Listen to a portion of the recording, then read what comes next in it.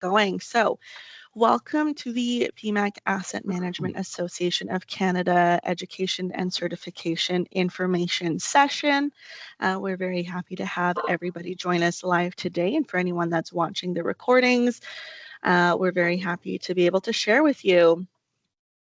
Northern Links College would respectfully like to acknowledge that we are located on Treaty 8 territory in Métis Nation of Alberta Districts 13 through 15 and 20 through 22, the traditional lands of First Nations and Métis peoples.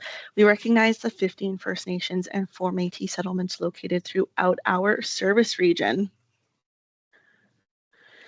All right, so today we are going to hear from 3 people. Myself, I'm Johanna. I am one of the liaisons that works with the Continuing Education and Corporate Training Department here at Northern Lakes College. I'm based out of Slave Lake. You're also going to hear from Nicole and Abrar. And I don't know if you guys want to introduce yourselves and give a little bit more information now or a little bit later. Want to introduce yourselves now? Sure. Okay. Yeah, I'm Nicole Guillen. I'm the education manager at PEMAC. We'll share a little bit more about PEMAC, but I get the pleasure of liaisoning with Northern Lakes College, our wonderful teaching institution that delivers many of our programs, and great instructors like Abrar as well. And I'm pleased to connect with all of you today to talk to you about the educational programs and opportunities to learn and be recognized. Okay, good afternoon, everyone. Myself, Abrar, in industry 38, 39 years with PEMAC, been in and out since 2009-10 timeframe. Different positions I've been into the boards in the chapter and the national. I've been teaching this since 2010 onwards. The MMP program and AMP and whatever coming in future. So thanks for joining today. We'll have some fun discussions, looks like. Awesome. Thank you, Abrar. Okay, we're just going to quickly do an overview of the agenda. So we've already got the welcome and introductions. I'm going to go into a little bit more information about Northern Lakes College as an institution, and then I'm going to pass it on to Nicole and Abrar to share more about PEMAC, their programs, and their educational opportunities and how to get started and how to figure out which program is the right fit for you in your professional aspirations. Then we're going to get on to professional recognition, and then we're going to have a question period at the end. Like I mentioned before, if you do have any burning questions throughout, feel free to pop them in the chat here. There's a like a little chat bubble that's up at the top of your screen that'll open up the chat room. And while Abrar and Nicole are sharing, I'm going to be in there watching for any questions. And if it's something I can answer, I'll answer it right in the chat. If not, I'll bring it to somebody else's attention and we'll make sure that you have your question answered.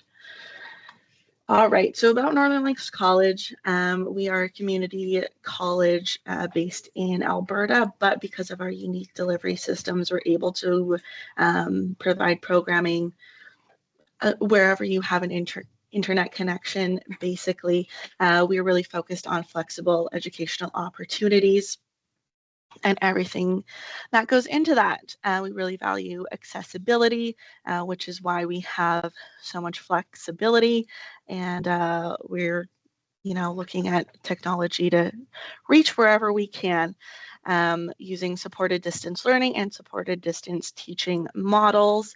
We're able to kind of specialize our delivery depending on what fits the needs of the programs and the students best. So two methods that you might recognize from our marketing, if you've been paying attention, is the NLC Live Online, which is a synchronous kind of delivery, and NLC Anytime Anywhere, which is more of an asynchronous delivery. And that goes for our whole college, not just our continuing education department, which I am part of. If you'd like more information about Northern Lakes College, feel free to have a look at our website.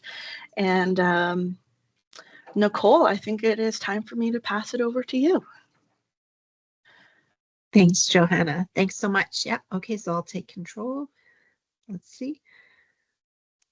Okay. Perfect. I'll share. Hopefully you can see that swap over to the PEMAC slide now.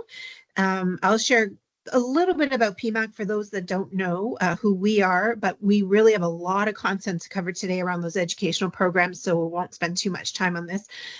We are a nonprofit association in Canadian Asset Management Association of Canada. We, through a lot of different ways of connecting, learning, and contributing, enable excellence in maintenance, reliability, and asset management. And so you'll learn today really about that applied learning piece, but there is certainly lots of ways to connect. We are a member-based organization with over 1,700 members across lots of industries, also lots of sectors, public and private sectors, and wearing many different hats. So you don't have to be a member, certainly, to interact and to participate in into the programs, or even to sometimes engage with some of the PEMAC activities that I'll share, but certainly is a benefit.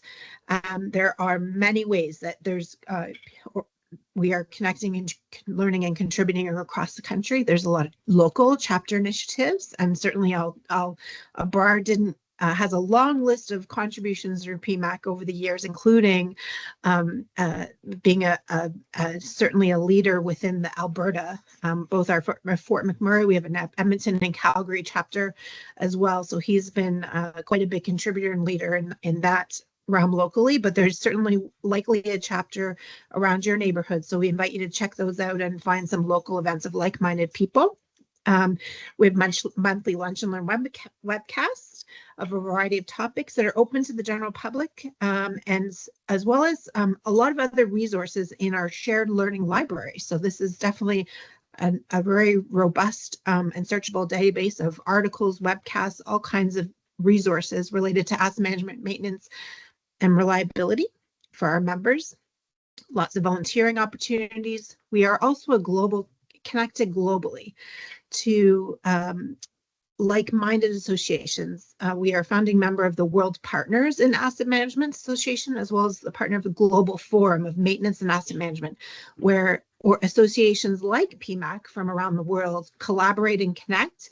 And so we share the great things that are happening within Canada, and we take back what we're hearing around the world and share it with our members as well. So you're definitely connected to the right group of people here, and being able to learn those best practices and things, not just within Canada, but beyond. PEMAC also hosts an annual conference. This year's Main Train Conference is taking place in Montreal. We're really excited about that. In October, early October, our call for abstracts is currently open. We're looking for presentation or workshop ideas. If you happen to have any, you're welcome to submit those ideas. And registration is also open. So there's an early bird discount for if you register early to the conference until near the end of June. So encourage you to check that out. It's certainly 3 days of great networking, education, exhibitor hall. There's a lot of activity and learning and networking happens at this conference. So certainly something to mark your calendar for.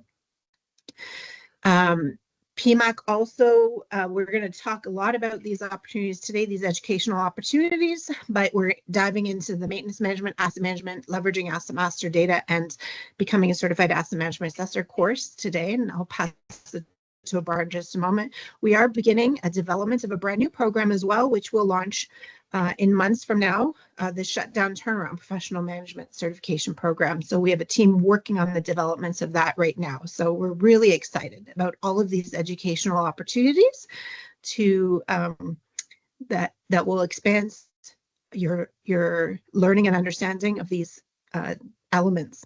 So all of our educational opportunities are designed and maintained by PEMAC members, subject matter experts, working professionals, certainly just like Abrar, who does contribute quite a bit actually to many of our revisions and course developments. So you'll be getting information that is certainly relevant and applicable to your everyday activities. It is independent from consulting and product sales. We don't recommend a certain service or solution. We really talk in generality, so it's applicable to all kinds of scenarios, no matter what tools you're using.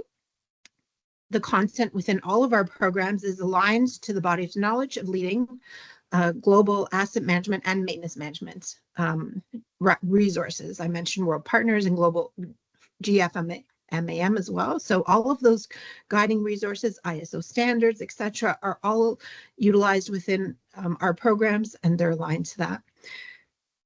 Instructors as well are all typically practicing professionals, and so they understand what it is to walk in your shoes and how to apply that knowledge to make better decisions and elevate things, your organization. So you'll certainly get lots out of those instructors across all of our programming.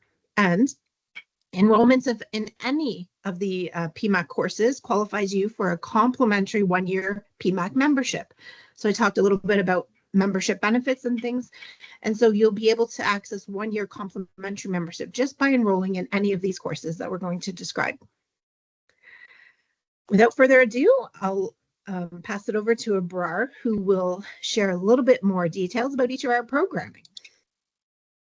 Okay, thank you, Nicole and Johanna. So setting up this all so we can share what we offer.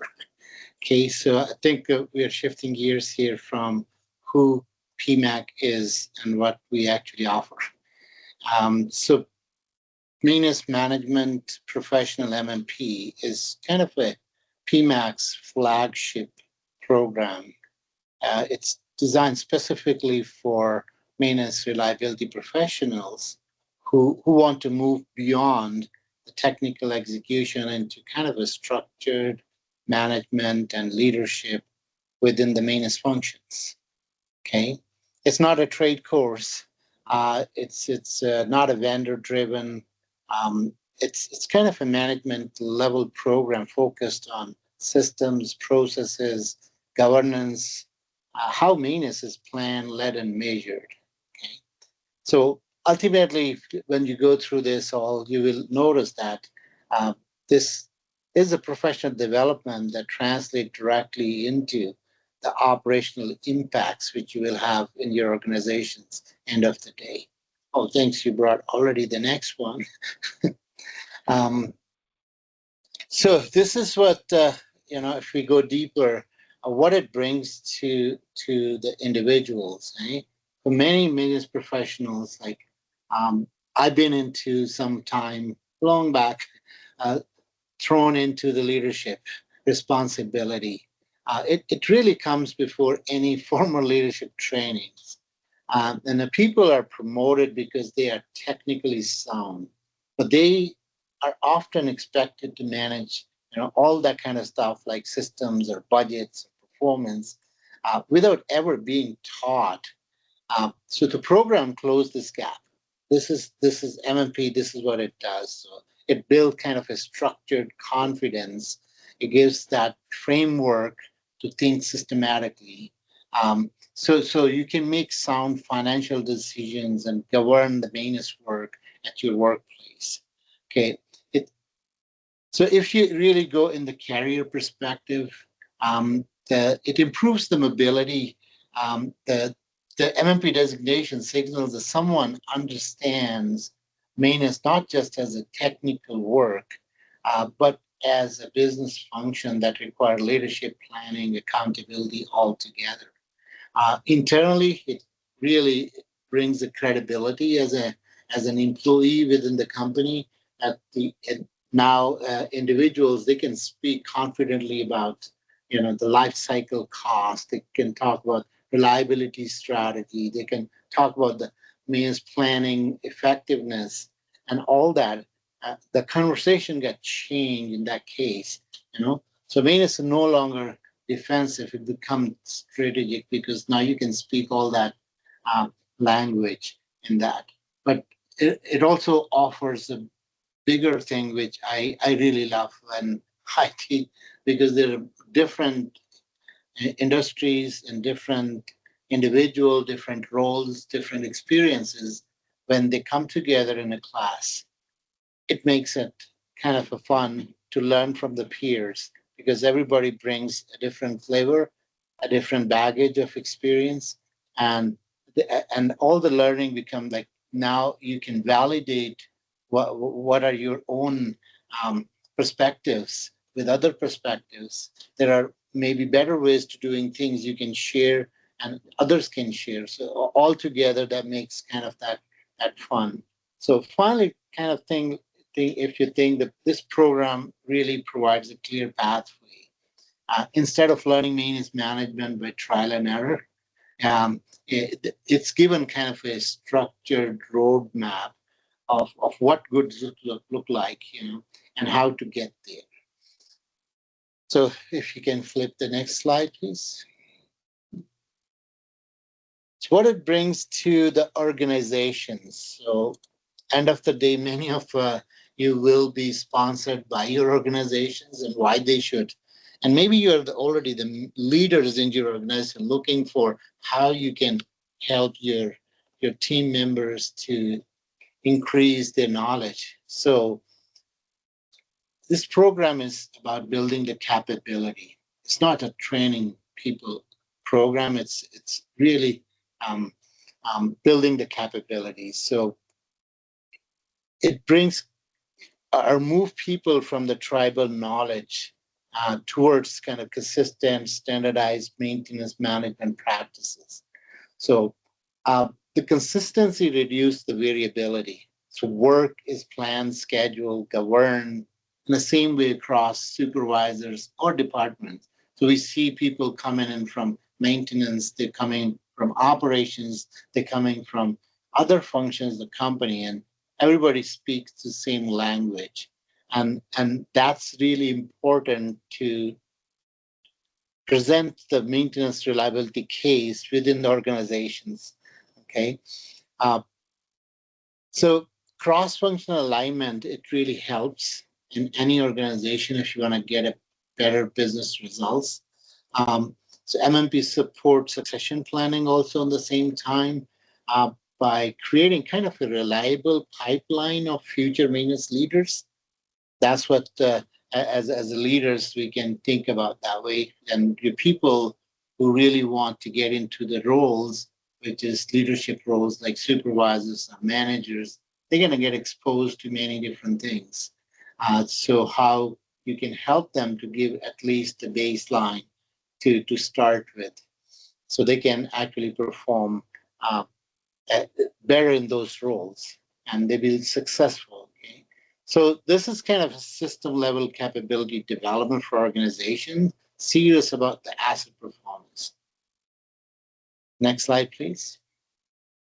You will notice here, like this particular program, it's targeted many different roles within the maintenance and reliability functions. It, regardless of if individuals are in the top level within the organization or on the field level, individuals, the technicians, all different roles can actually directly or indirectly get benefited out of it. If you are in one of the roles or you want to help your own team members which are in these roles, this program obviously gonna help you. So next I'm gonna be explaining what it consists of as a program. So Nicole. So this program is actually 8 modules. Okay? It consists of 8 modules, and module 1 is the starting point. It set the foundation for the entire program. It's a 15-hour program for in-class training, and that's normally like either we do it online or we do it in person. It's 15 hours kind of academic requirements. So this introduces strategic view for maintenance management and how it connects directly to the business and business outcomes. So you will learn to think beyond the individual activities and see maintenance as an integrated system itself. So using a maintenance excellence pyramid that's basically taken directly from one of the famous authors in maintenance reliability, like James Race Picknell, book called Uptime. And that's where it is defined well. So it's pretty much the uptime is kind of a foundational information for building whole program, all those 8 modules, really. And then we spell it out in each module. One of the things which I forget to mention earlier, this MMP does have a multiple textbooks. So it's not actually individuals who actually develop those courses. It's actually based on those um, industry experts and gurus, the writers. They come up with those books, and they are supported by each of the module. Not each, but many of the modules supported by those. And that then once you finish the MMP, you actually have a good technical library at the end, and you can refer it. For the module 1 itself, now it introduced the role for enabling systems, analytical tools, reliability-centered maintenance concepts, root cause failure analysis concept, and a high level, which really explained in details in other modules within that. But it brings all things together to explain like what an integrated maintenance management look like. If we go for the module 2, the name is like production and operation management. A lot of people ask what production operation management has to do with maintenance. It's really is focused on aligning the maintenance with production and operations.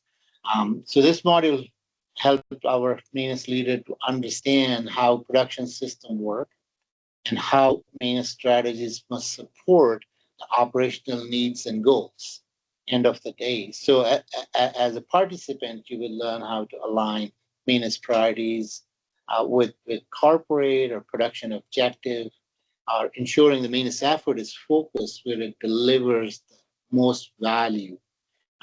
This module also introduced core production operation concepts. A lot of time we might have heard the terminologies, but we actually discussed that in more detail. So there's multiple of those continuous improvement or quality control tools, which actually introduce in this one, and we see how we can actually utilize that within the maintenance functions to get the continuous improvement going or managing our product or process quality.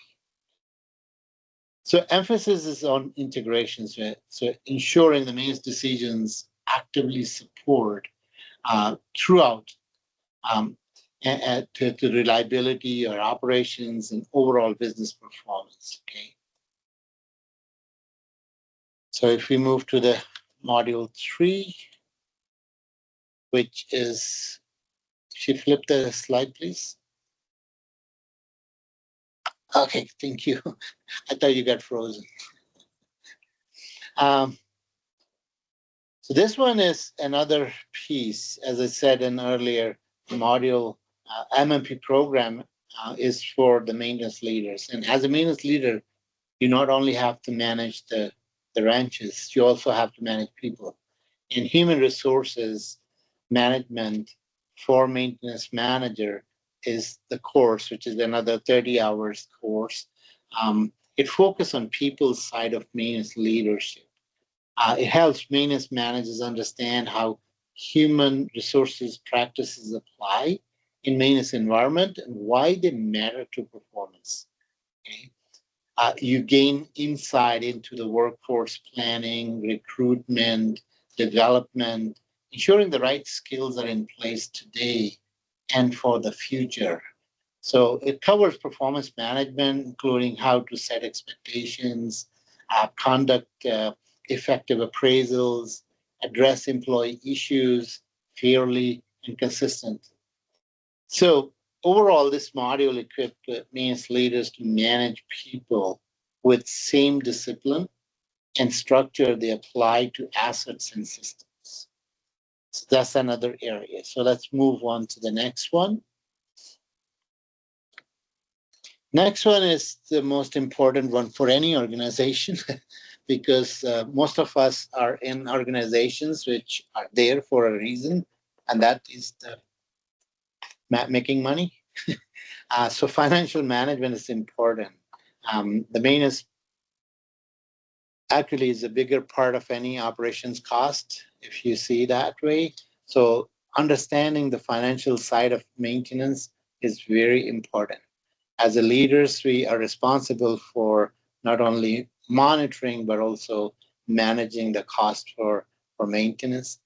So that this module equips that maintenance leaders with the core accounting, finance knowledge. As much as I don't like that numbers, but I have to do that as a leader, you know. Um, and so it's really needed to run the maintenance as kind of a disciplined business function. So you build the understanding across like many critical areas like project analysis, budgeting, forecasting, cost analysis for decision making, or kind of inventory management side of it, like the major areas where we spend those monies. Eh? And then if we move on to the next module, which is the module 5, another 30 hours module, it is focused on how effective maintenance strategies are built. It explores what it takes to develop a maintenance program that ensure asset perform safely, reliably, consistently in their operating context. It's really more of the reliability side. It's supported by the famous textbook from John Mowbray, RCM2. Most of the concept and content is actually supported by that. So it's really, you learn the fundamentals that inform strategy development, that include the failure concepts, that how to do the asset criticality and different type of maintenance and their associated tasks to develop that. So, and then structured methodologies across the industry, like focus on reliability centered maintenance, how it is applied in practice. Additional tools we also discuss in that is so we can actually translate strategy into actionable maintenance tactics. So end of the day, provide the ability to design maintenance programs that are intentional, risk-based, and aligned with the asset performance goals. Okay. And once we develop those, now we need to manage the work. And that's really moved into the module 6, which is maintenance work management, you know.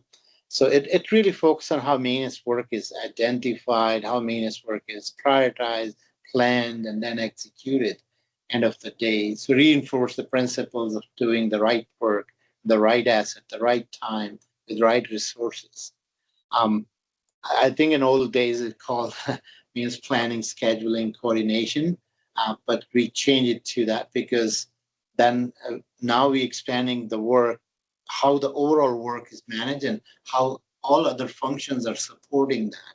Because you can't do planning as on a desk with the only planner. You need operations to give the input. You need health and safety. You need supply chain. You need all of those individuals from different functions to participate in that.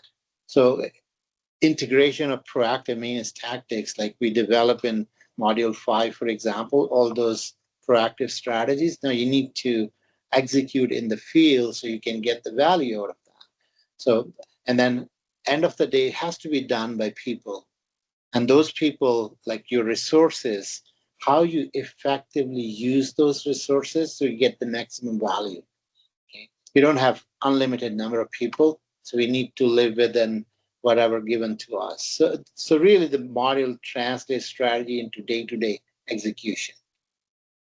And then we move into the next module, which really all of what we have discussed, somewhere fashion we need to manage it. It produces the information, it needs the information, and this is where the module 7 comes in and give us that flavor, like how we manage the maintenance work, how we manage the maintenance information which is generated.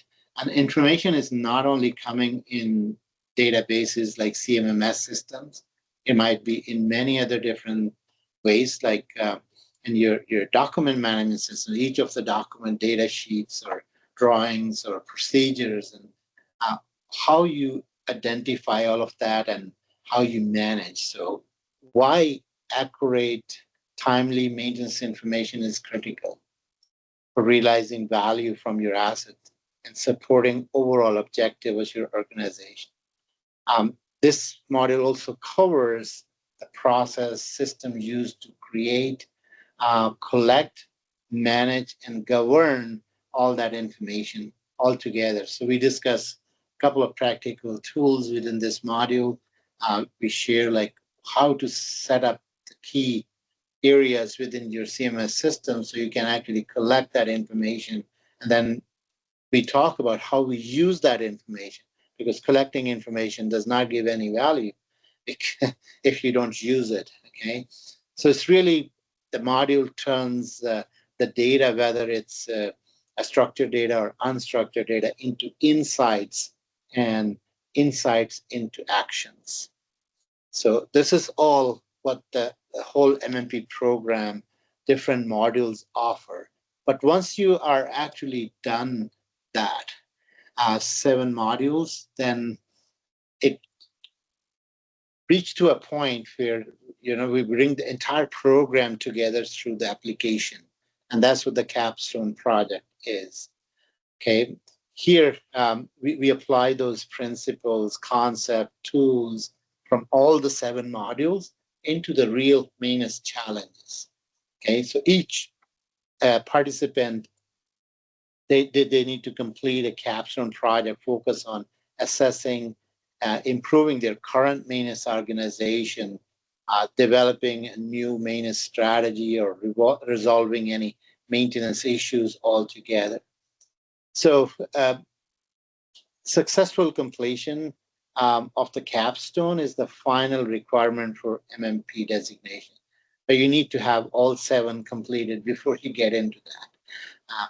I think that Nicole or Johanna can explain if there is any question about that. So that's pretty much it. So if you move into, all those modules together, you will be graduated with MMP. And what it brings, Nicole, over to you.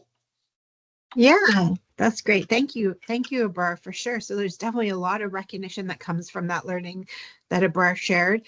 I'll kind of get into a little bit of the nuts and bolts about the delivery of it and share some of these next few slides, as well as the recognition that that you can receive. So the courses are delivered live online or in person in both English and French across the country, around the world. So there's participants from around the world, in fact, that certainly Johanna can attest to that.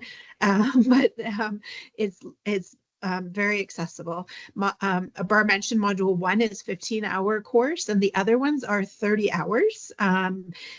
In addition to those are the lesson hours, and in addition to that, there's some coursework that happens in between. So reading of the chapters or different research things. Abrar talked about a lot of the great resources available from those textbooks. And so there's definitely work to do between the classes as well. The courses are offered in a variety of schedules, either full day classes or even as 3-hour lessons once a week over 10 weeks, for example. With all eight modules that Abrar has described, you'll have about 225 hours of time in plus the additional coursework time. So it definitely is an investment of your time, but we hear time and time again of what you put in, you get out in many, many more times that. So it's certainly, you can understand how Abrar has described each of those modules and the amount of time that you'll be spending in each of those courses, that the breadth and the depth of knowledge that you'll gain for sure. You can reasonably take 3, sometimes even 4, depending on Northern Lakes College has great schedules here of those modules per year. And it takes about 2 years, just over, if you do one at a time, to complete all 8 of those modules.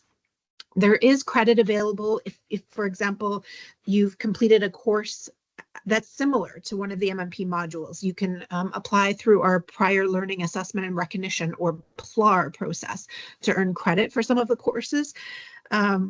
or maybe your experience has allowed you that knowledge that covers the breadth and depth of what's the materials covered in the course. Then you can apply for that as for some credit as well. So we have more information on our website about that. But together with all of the completion of those courses, there's a few different opportunities to earn some recognition through PEMAC. We have some certificate of achievements. Some of the institutions call that micro-credentials or other forms, but of completing a subset of the MMP courses. So modules 1, which was that introductory module that Abrard shared, and module 5, which is that maintenance maintenance strategy development module that delves into RCM and such. When you complete those 2 courses, you can apply to PEMAC for that maintenance strategy development certificate of achievements.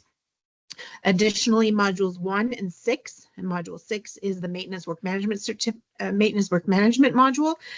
That Abrard described, planning and scheduling, etc. Lots of information in that course. When you take those 2 courses, you can earn the Maintenance Work Management Certificate of Achievement. These are not certifications, but they are certificate of achievements that can recognize that you have met the qualifications of those 2 modules for each. So it's certainly recognition along the way to earning your full certification. When you complete those 8 modules that Abrard described, including that capstone project very last, you are eligible to apply for PEMAC for your MMP certification. And this is quite a designation for sure. It carries a lot of weight and recognition. Employers value that. They look for that MMP certifications when in job postings and all sorts of avenues, because they know the value that it brings the organization. So this is the rights to use MMP after your name. And so you gather your transcripts and you'll apply to PEMAC for that MMP certification once you've completed those.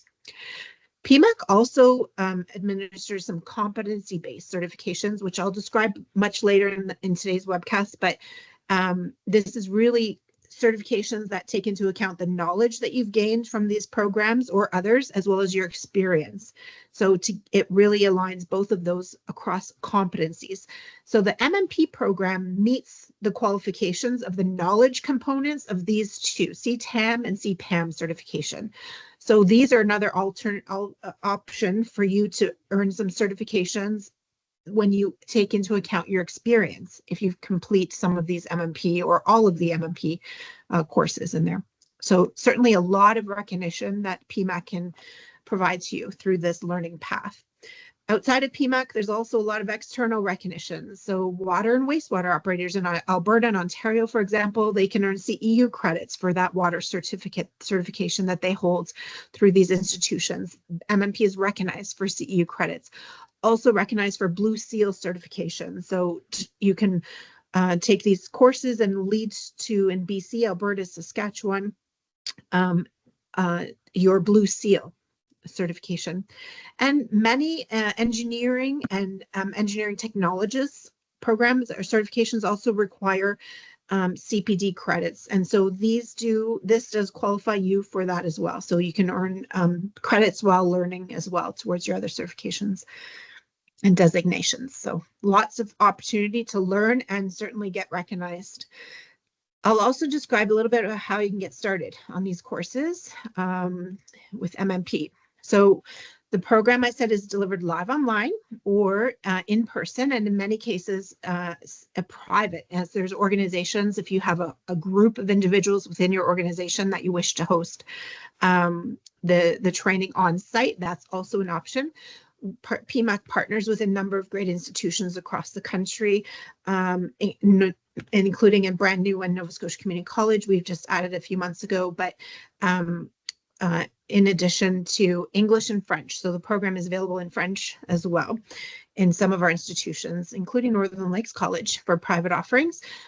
Northern Lakes College does offer the program live online.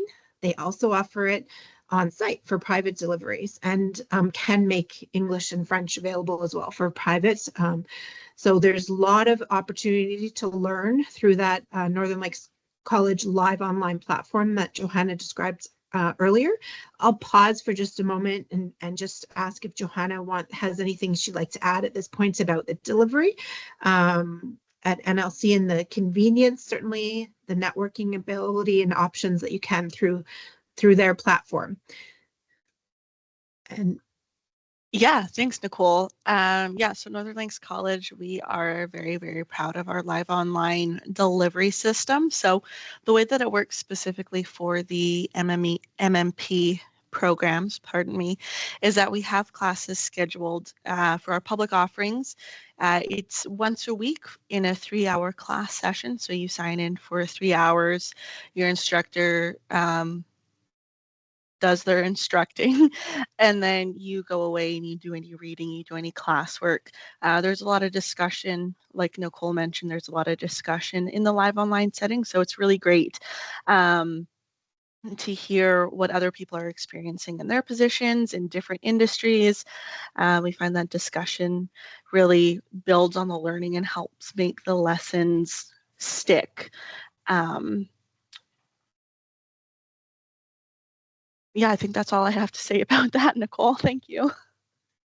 And this is just a sneak peek at certainly the modules that are coming up at Northern Lights College. There's an opportunity to enroll in any of the modules starting as early as March for Module 1 that happens March 1st and again in May. So lots of opportunities to learn there at the college. Great. We've delved into MMP, and certainly there may be some questions. We'll if you have any, you can put them in the chat. We'll try to address them certainly at the end when we have our question period around MMP and all of our programs. But I'll take a moment to pass it back to Abrar, who will talk about our asset management professional certification program now. Okay, so now we move from maintenance management into the full asset management. So AMP program is broader in scope. While MMP focus on managing the maintenance effectively, AMP looks the entire asset life cycle from concept to acquisition to operations, renewal, disposal, the whole life cycle of your assets. So it's built around the internationally recognized asset management principles and standards aligned with ISO 55000 series standards and the global best practices frameworks coming from GFMM altogether. So it's really designed for the professionals involved in strategic asset decision making, not just maintenance execution. For individuals, it really offers, strategic capability. That's how it is. So it helps professionals move from managing activities from shaping the asset policy, governance, and long-term investment decisions. You will develop ability to connect asset performance with organizational strategy, include understanding the risk appetite, the capital planning, service levels, stakeholder expectations, all together. Okay. And also build the confidence in cross-functional environments. Many of our students come from different industries and specifically talks about mostly the physical asset management side, like the fixed asset, but many of our attendees actually come from the municipalities, for example, the infrastructure side, where the asset management is very important, how to manage the tax dollars better. So it really requires working with finance and executive leaderships and operations, and that prepares individual to operate effectively in that space. So who are aiming to get the leadership roles in asset intensive organizations, this program provides the structure foundation required to operate at that level. So it's about developing strategic thinkers who understand both the technical and business dimensions in asset management. That's what it offers for individuals. And if we look into the next slide, which is what it offers for organizations, So it's create that structured asset management framework instead of fragmented practices across the departments. So everybody speaks the same language, you know. The teams really understand the asset management principles. As I said, the capital planning become more defensible now. Investment decisions are evaluated against risk, service levels, life cycle cost, long-term value, not just the short-term budget pressures and all that, you know. So it really enhanced the long-term sustainability. So organizations become better at balancing performance, cost and risk across the asset portfolios, which really protect the both service delivery and financial stability at the end. So in practical terms, AMP support transition from reactive investment cycles to kind of a structured evidence-based asset strategy. And that's pretty much it offers. Who this course is designed for? It's the next slide. It talks about many different functions or the roles you can see from here. You know, the asset manager, asset data manager, analysts, superintendents, or business managers. So it's now going beyond the maintenance only people towards the multiple functions um, within an organization. Um, so it's really intended for professionals who influence the asset decisions at a system or portfolio level. That's what this program is designed for. So these are a couple of examples here. This program is kind of a six module program. If we move to the next slide, and it really starts with um, you know, the module one with asset management principles, strategic development. Now, this course is majority of this course is actually delivered in asynchronous mode. I think if someone can explain better than me, the asynchronous mode is not in-person delivery. It's actually you have a platform available where kind of a weekly assignment and reading assignment or some working building blocks kind of things come together, which is given to the students. They do their own research, they apply their own experience, and then based on that, they develop their writing for the week, and which is actually not only critiqued by uh, the instructor, it's actually by the other students who actually read that, and they have to, so it's part of the rubric, they have to actually challenge that or ask further questions to clarify things. So that's a asynchronous model. I think I explained, okay, Johanna? Yeah, you did a great job, Brar. Basically, asynchronous means that there's no live interaction with the instructor unless you set up a meeting. So you're able to go through the work on your own schedule. If you want to work on it at 3 a.m., you're more than welcome to, as long as you meet the deadlines for the discussion forum posts and everything. So all of the discussion that you would have in class is done through an online discussion forum. Thank you. Thanks. So this is where we start in the module one, talking about the asset management principle, the standards, ISO 55000 and other frameworks.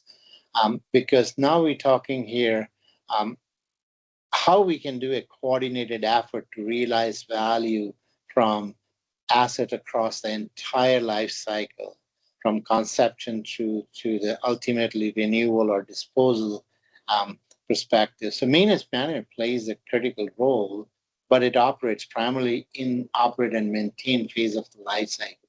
And you look into the overall life cycle, it really starts from the concept. And the asset management actually talks about the whole life cycle. So this first course established what holistic asset management really means.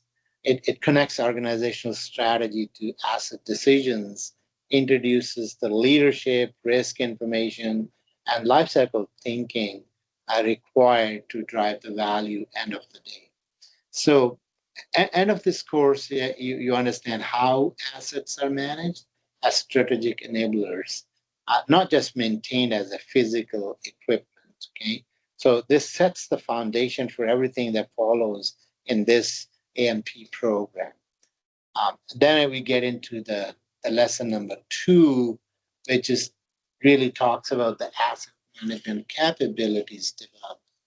So one thing we need to realize that when we go with the definition of asset from the asset management standards, asset is anything within your organization which creates value. So it's not only the pumps and motors and other things. It can be your data, it can be your people, it can be, a lot of those things also come together. So we talk about all those, how um, how we can build the organizational capability needed to make the asset management work in practice. End of the day, this focus on leadership, the kind of leadership required to shape the culture, build the trust, enable collaboration across the organization altogether. It also introduced the foundational project management concept, show how asset management improvement initiatives are structured, how they are resourced, and how they are justified. Um, and then, especially it's kind of valuable for anyone moving into or aspiring into the leadership role. It's very, I will highly recommend that module. It builds the mindset and capability required to lead people, not just manage the assets. And then we get into the module 3 of this course, which focuses on understanding the risk and acting on it.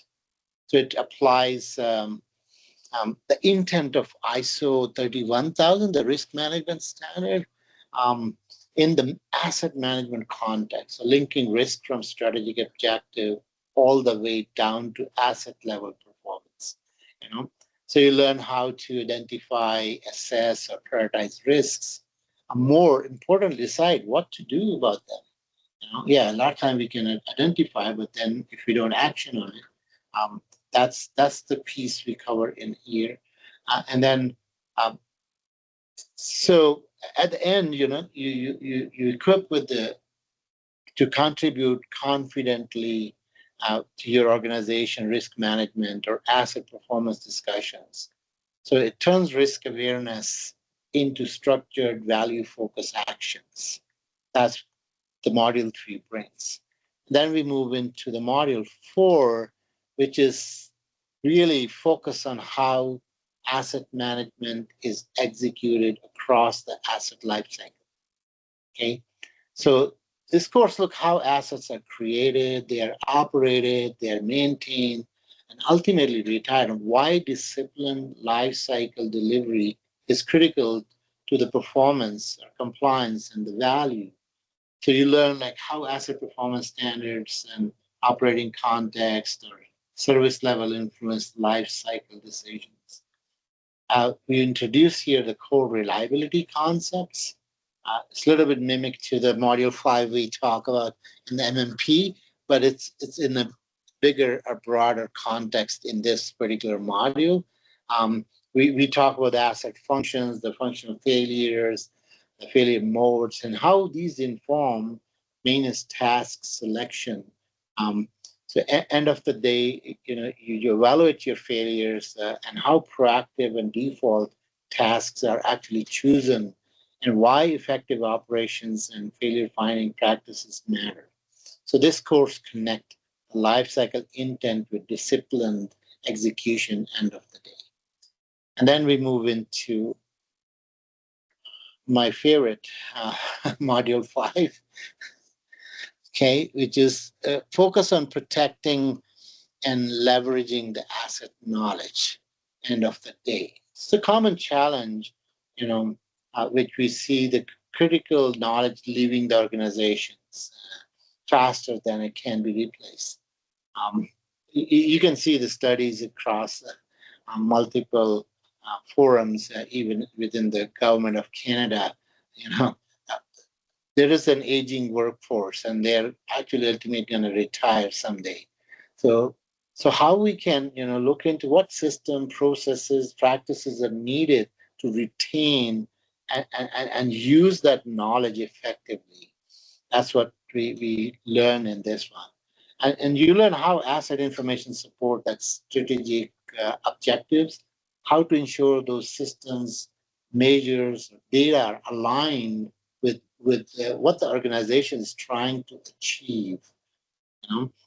And then course explain the full asset information life cycle, what data to collect, how often to collect, and why. That's a more important question. Why we need to collect, okay? So information support decisions rather than creating kind of a noise.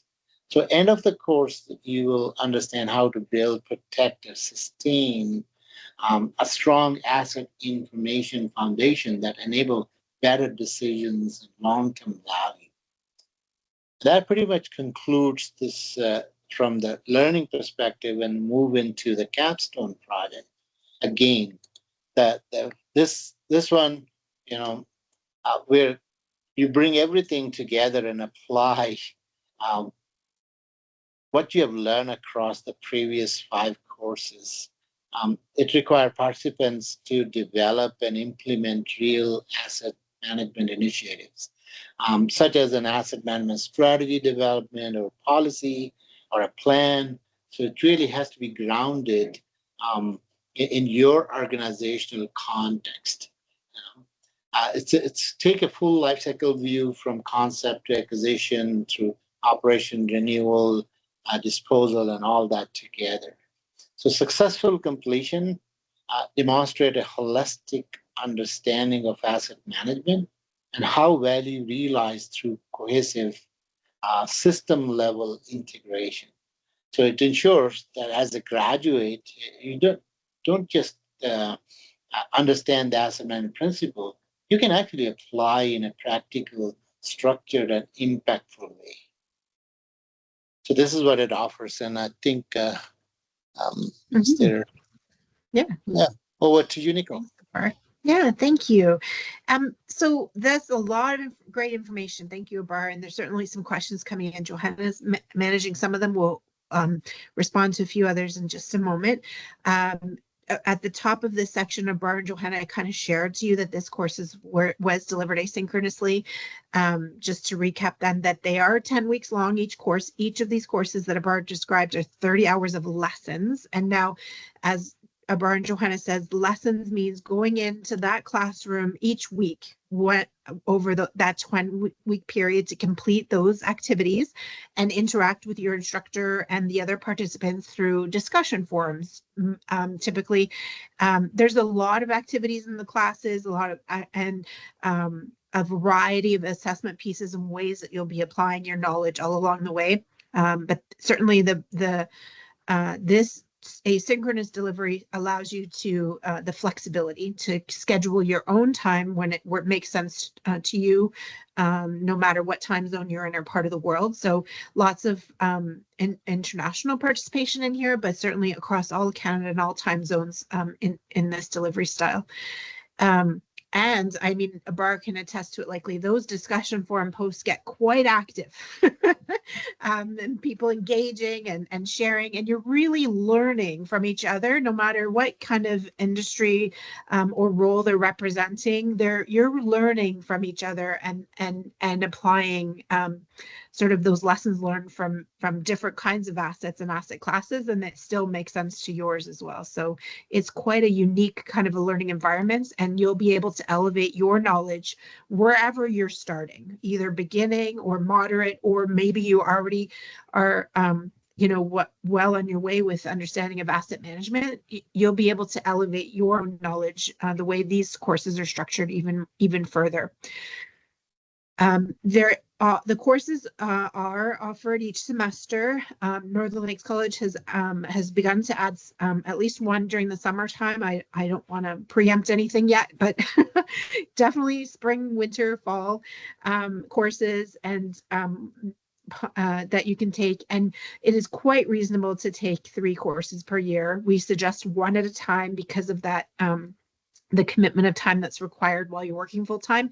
So it would take about, if you took one course at a time, about 2 years or just under if you were able to grab a summer course to complete all 6 of these courses. There is prior learning assessment and recognition, that PLAR process I talked about earlier. It is also available for the AMP program. If you've got other courses that are similar or your experience, you can certainly apply for credit. We do have a list of equivalent courses that we already provide credit for. So perhaps you've taken one of these, IPWA, for example, planning, asset management planning professional certificate, or the IAM, you have the IAM training or certificate. Those are equivalent to AMP course 1, and you can earn credit and then dive right in onto the other courses that you can participate in. This question came up for MMP, but I'll say it reflective to AMP also, that you do need to start with AMP course 1 in this case. This is the introductory, unless you've got credit through this PLAR process, but you'll begin with AMP course 1. You can take course 2 through 5 in any order that is scheduled or that you wish, and you must complete course 6 at the very end once you have the first 5 completed. PEMAC recognition for this program is the AMP course 1 qualifies you for the Asset Awareness in Asset Management certificate. So the AAMC, PEMAC delivers that. It's a recognition that was designed by World Partners in Asset Management, and course 1 exceeds the requirements of that. So you can, once you complete course 1, you can apply to PEMAC for that certificate. Once you complete all 6 courses, you are eligible to apply to PEMAC for the CAMP certification. And this is just like the MMP certification, something that you, a designation at the end of your name, and provides that recognition of that knowledge that you have learned throughout the program. It's what we call an education-based certification because it acknowledges that you have that formal knowledge around asset management. In addition to the knowledge, when you add your experience to that, those are our competency certifications, and the AMP program leads to the knowledge components of 3 of our competency-based certifications. I'll talk more about this in a little bit, but you will be able to apply when you use your asset management professional, the AMP program knowledge that you've gained, as well as your experience. You may be eligible for some of these certifications. External recognition is a similar, where the water and wastewater associations do recognize that in Alberta and Ontario, as well as the engineering or engineering technologists. We say that you should contact your provincial bodies to understand what's required to submit the AMP program for the CPD credits, but it's definitely something that you will be able to apply to those. And completion of the AMP program is equivalent to the World Partners of in Asset Management, so WPIAM, CAMA 2 certification. So if you complete the AMP program, you can apply to World Partners with your experience, minimum of 5 years experience in asset management, and you will be able to earn the CAMA certification. This, you do not have to write the exam. Once you complete the AMP program, that is proven as equivalent to writing the exam, and you'll be able to access that CAMA certification as well. I'll share a little bit more about that in just a moment. So definitely lots of opportunities for recognition when you complete that AMP programming. AMP program is delivered by Northern Lakes College. They delivered asynchronously online. I described that, each course 10 weeks long. The next semester of courses begin. The lessons open up on April the 7th. Registration is still available for all of those courses that they're offering, course 1 through 6 at Northern Lakes College. So you can find more information and enroll in those right away. I want to take a moment. We'll talk about 2 of our courses now. We're almost done the education part, and then of our sessions. But this, I think there's been some folks waiting on the line to learn about this Leveraging Asset Master Data course. That is one of our brand new initiatives that we've just launched, and Northern Lakes College will be delivering. So I'll pass this over to Abrar to share a little bit more about this course. So basically, we were discussing and we found with talking to many industry peers, and this course addresses a very practical gap that many organizations struggle, but rarely formalize. So, which is really the asset data quality and readiness. So, the strong maintenance asset management system only work when you have a strong, accurate, updated asset master data or transactional information is available, and its purposeful information is there. So without that foundation, a well-designed process will fail. So this course really addresses that. As an individuals, if you want to go into this builds kind of a practical capability in this area that often determines whether systems succeed or fail. you know.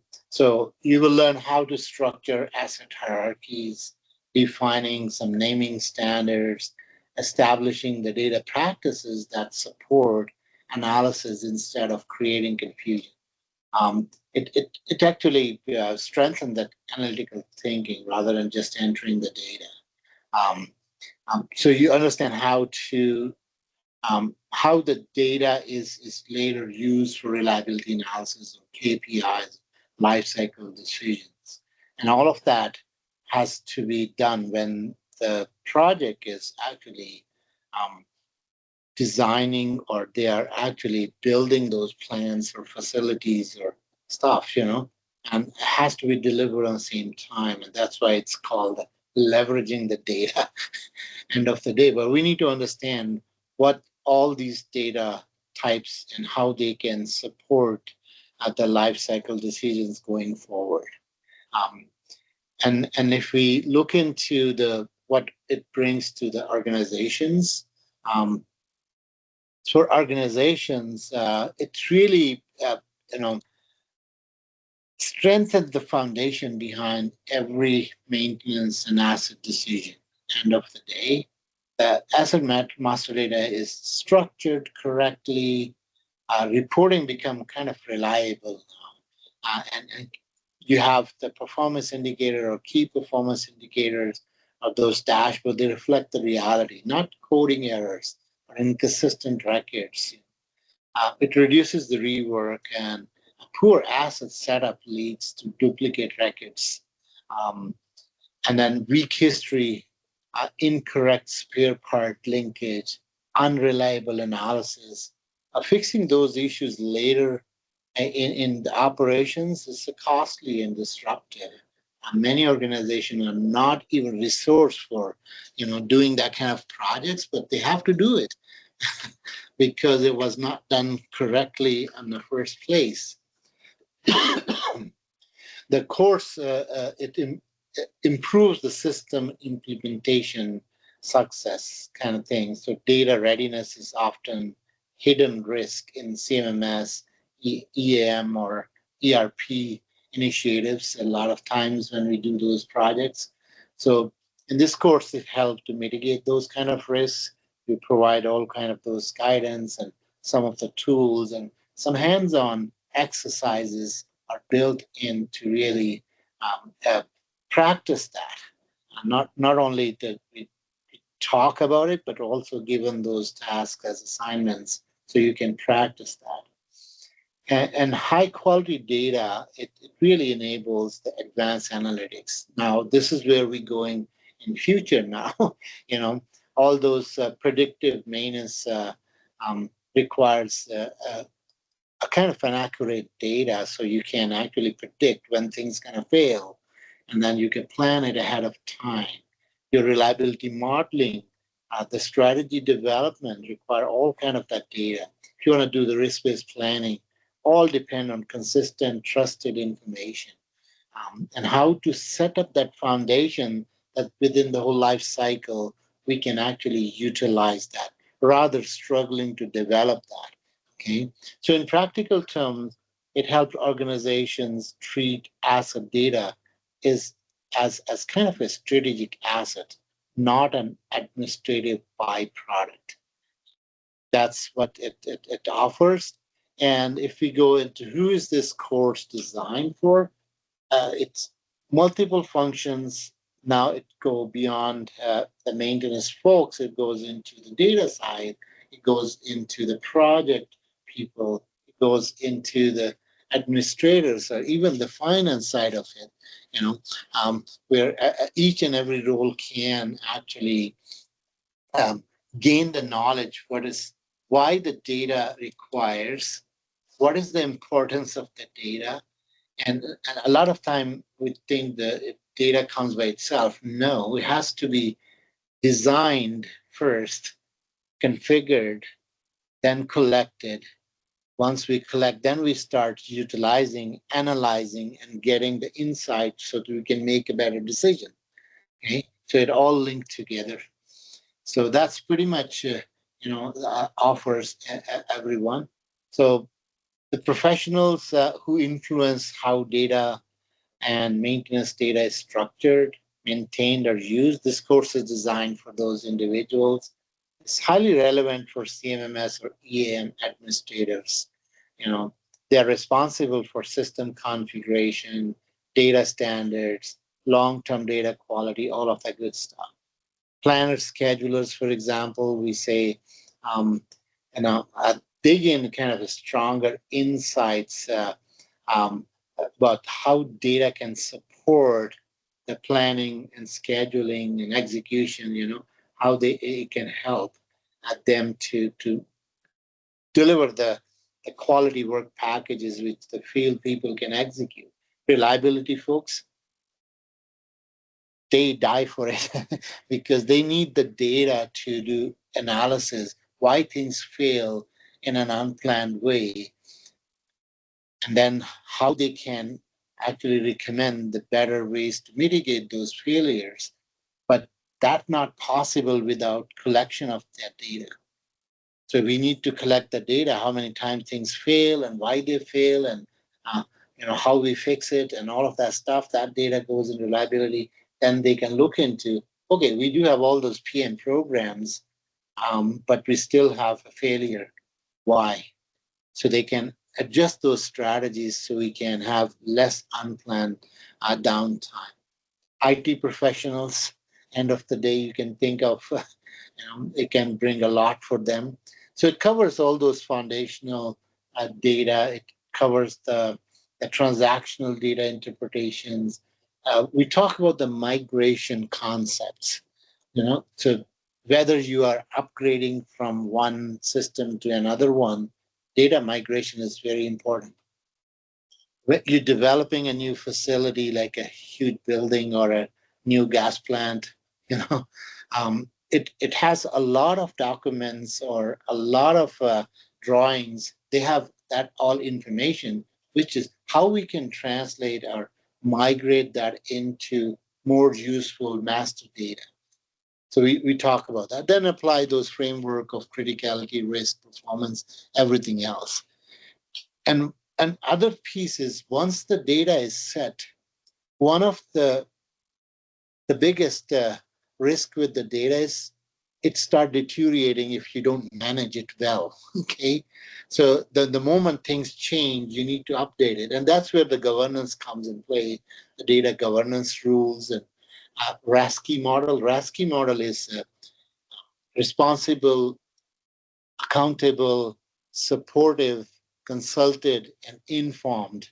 That's kind of a methodology which is used where every role has a defined responsibilities, that who is responsible, who is accountable, who is supporting it, who should be informed, kind of things. Okay. And then technology enablers for implementation side of it, like how we can do. So this is all this new course gonna offer. It was a big gap. Personally, being in industry for a long time, I see that gap, and I'm happy I was able to help Nicole in developing those little stuff. Back to you, Nicole. Thanks, Abar. Thank you. We're certainly hearing a lot of excitement, definitely about that course, that it will fill a gap for sure with that knowledge. So I want to share that Northern Lakes College is delivering this course. It is a 30-hour course that will be delivered over 10 weeks, so very similar to the style of MMP where it's live lessons, 3 hours a week. And it's also available private on site at your organization if you'd like to have a group of individuals that can go through this together. But Northern Lakes College will be launching this course this spring. And you'll be able to register pretty soon for it. And the details will be available on the website. It will run for 10 weeks along. So we're really excited about that, the very first offering of this newly modified course. So thank you so much, Jabbar, for sharing that. I'll jump into really quickly a little bit more about another course that's offered at Northern Lakes College, the Becoming a Certified Asset Management Assessor course. Now, what I shared with you earlier is that the AMP program is equivalent to this CAMA certification. There is another pathway to earning the CAMA certification, which is an assessment that's awarded by the world's partners in asset management. And this is global credentials around your asset management knowledge and comprehension.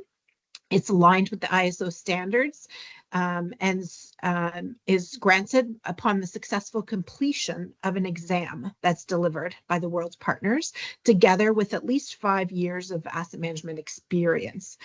PEMAC has developed a course that will help you prepare for this CAMA exam if you choose to go this path to be CAMA 2 certified versus completing the AMP program, or you can do both. But the CAMA 2 preparation course is ideal for senior and mid-career professionals from any sector really who wish to refresh their asset management knowledge and help preparing to write this CAMA 2 exam. I mentioned it's aligned with global standards and resources.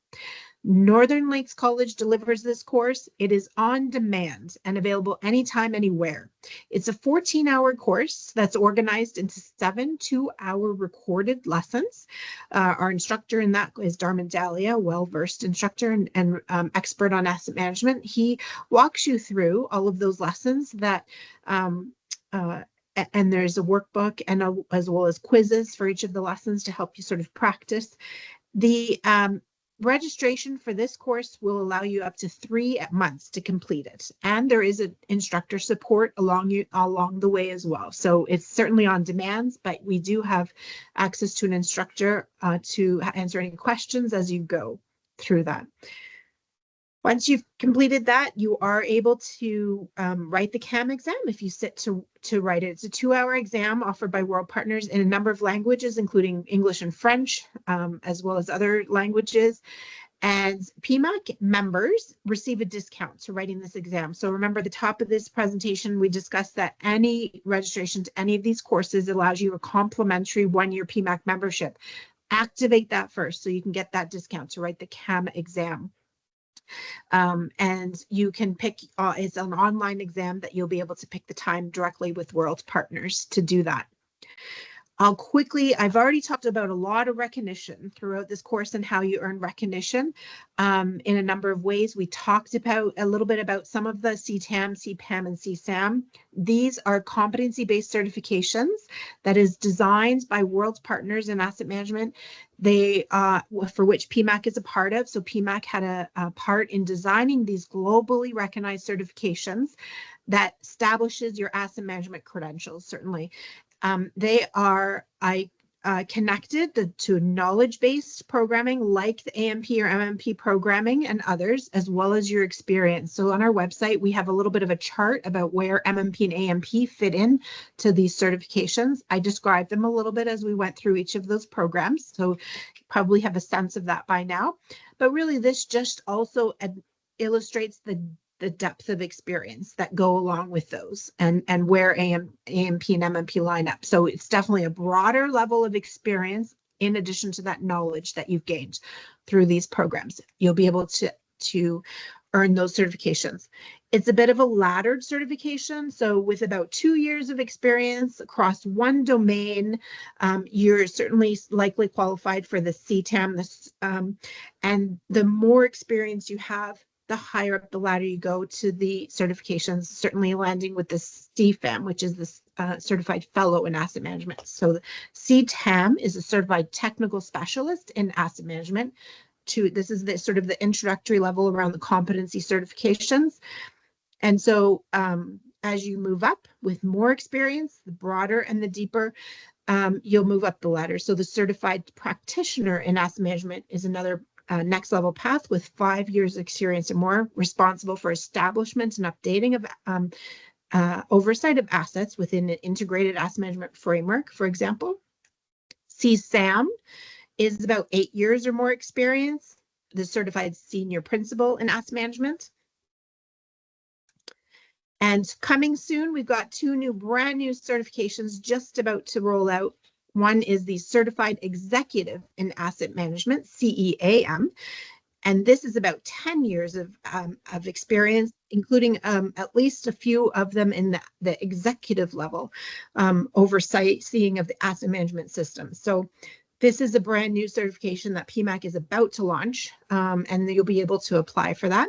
As well, we're about to launch the CFAM, Certified Fellow in Asset Management level. So this certification really is the top of the ladder with 12 or more years of experience in asset management, really highest degree of independence and initiative to perform at a strategic technical leadership level in asset management. So lots of ways to get recognized through both your knowledge that you have or can earn, as well as your experience. There is a self-assessment tool on our website that you can find, and you can determine as well as review the specifications for all of those certifications to see which one that you might align with. So we encourage you to learn more and to take that self-assessment. Certainly, there's more information on the PEMAC website around the education in general. We talked about a lot of things today, a lot of great information that Abrar shared about all of the programs and the courses available to expand your knowledge. So you can learn more on the PEMAC website and certainly on the Northern Lakes College website as well, and finding their schedules of the upcoming courses. We have some time for questions left still, and I know there's a few in there that you've been waiting for us to answer, and I can start with some of them. Early on there was a question around the duration of completing the courses, and sort of, is there a time limit to complete all of the courses within to be certified, available for certification? This is true of both AMP and MMP. The answer is no. There is no time limit that you have to complete either the 8 modules for MMP or 6 in the AMP program. You can complete them at your own pace. And for example, if there has to be a gap for certain reasons, that's okay. If there's a gap between, completing all of them and finishing up that very last capstone one. If there's a large gap, we really do recommend that you refresh yourself on some of the modules that you've taken some time ago before you enter that capstone course, because you will be applying that knowledge as Abrar described. So you want to refresh yourself maybe by reviewing your workbooks or your textbooks or your notes from that course, but you don't have to redo anything. There is no expiry date. To qualify for the certifications, you simply just have to share your transcripts with PEMAC and confirm that you've successfully completed the courses. And we require a successful completion of 60% or more. And we don't check the dates that you've completed them. So there's certainly no time limit. I saw another question around project management certification, and if there's any PLAR perhaps equivalency to that. I encourage you to reach out to me directly if you have PLAR questions about specific courses and things, and I can definitely help guide you more on that. In general, if you've taken courses to do to work towards your PMP, those courses may be equivalent to some of the MMP courses, for example. We just have to sort of look at what courses you're taking. We award PLAR transfer credit based on another course. We don't award credit based on another certification or an exam, especially an exam-based certification. But if you've taken courses that have prepared you for that exam or that certification, we can look at the courses. If you have experience that you've prepared you for that certification exam, we can look at your experience to see if it qualifies. right now, there's not specific course I can confirm for PMP if it's qualified. It depends on the selection of courses that you've taken, if there is any overlap with any of the modules or courses. I saw early on too, there was a question around the right paths or like the proper paths, I guess. The question was related to which ones you might start with, I believe, whether MMP or AMP. Abrar certainly can answer more specifically, I think, being the expert, but we do have experience that we know there's people that sometimes they start with MMP and then they finish that and move to the AMP program. But it is true that people sometimes start with AMP and go the other way as well, and then go to earn the MMP. They're two independent programs. You don't have to have both, but many find that connection that Abrar talked about in the modules. And it just depends on where you are now, and what your goals are to which one you might want to start with. But both are an option, certainly. I don't know, Abrar, if you have anything you'd like to add to which program they would start with, or to that question. No, it really goes into that, depending on what you want to achieve. If you're talking about the maintenance management leadership kind of roles, now you need to take the MMP. That's what it offers.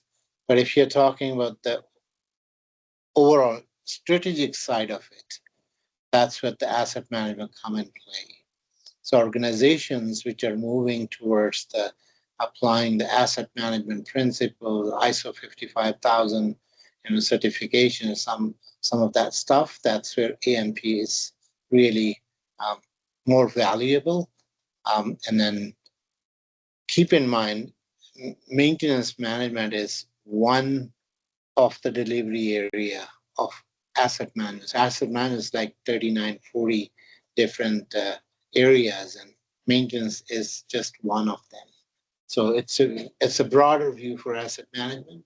And if you're really looking into within the organization managing the assets, physical assets only, then MMP. They are two distinct certifications. They offer two distinct things. Thanks, Abrar. I do see another question related to credit. So, for example, they've completed module MMP already, and you've sort of described the path then to AMP, as I have as well. There's a question around credit. So the courses themselves are not equivalent. So alone, there is not credit for completing any of the MMP modules that can apply to the AMP courses, because they do, as Abrar described, take the learning from a different perspective. There are cases, however, Abrar described some of them that are close. For example, MMP module 7 and AMP course 6, again, from a different perspective. But perhaps if you have other experience or other courses that can compile that, there might be some, not just with those two courses together that give credit, but some extra information. MMP module 5 and AMP course 4, the same thing. They are similar, and perhaps with additional courses or experience, you may be able to apply for credit, but you can talk to me directly about those specifically. One-to-one, though, there is not an equivalency between the AMP courses and the MMP courses. I think there's a question about, is it transferable to CRPM? I don't know what CRPM is. Maybe that means CMRP. That is a question we get. That's what I assume. And we get that question. So CMRP is an exam-based certification that SMRP awards for the successful completion of that exam.